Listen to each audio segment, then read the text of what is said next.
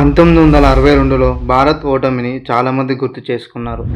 కానీ 1967లో భారత్ ఇచ్చిన ఎదురుదాడి మనలో చాలామందికి ఇప్పటికీ తెలీదు.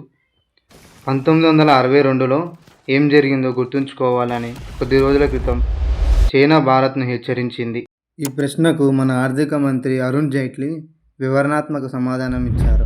1962ని గుర్తుంచుకోవాలని వార్నింగ్ ఇచ్చిన చైనా 1967ని మర్చిపోతుందని సమాధానం ఇచ్చింది. 1967లో ఏం జరిగిందో తెలుసుకుందాం.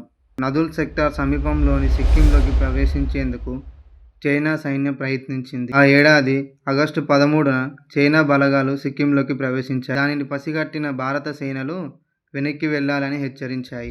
అక్టోబర్ 1న నదుల్ సమీపంలోని చోళ ప్రాంతంలో మన భూభాగంలోకి ప్రవేశించిన చైనా మన సైన్యాన్ని కాల్చి చంపారు. సిక్కింలో ఈ ప్రాంతం తమదేనని పేర్కొన్నారు. చైనా సైన్యానికి వ్యతిరేకంగా భారత బలగాలు పోరాడాయి. 1962 యుద్ధంలో పరాజయం పాలైన భారత సైన్యం ఈసారి శత్రులకు తన సత్తా చాటింది. చైనా సైనికులపై విరుచుకుపడిన భారత సైన్యం 400 మందిని పీపుల్స్ లిబరేషన్ ఆర్మీలోకి పంపింది.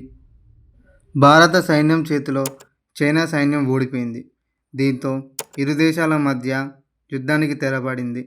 ఆ ఓటమితో 1975 వరకు భారత సరిహద్దుల్లో బుల్లెట్ కూడా కాల్చలేకపోయిన చైనా భారత రక్షణ శాఖ ప్రకారం 1967లో 88 మంది భారత సైనికులు మరణించారు.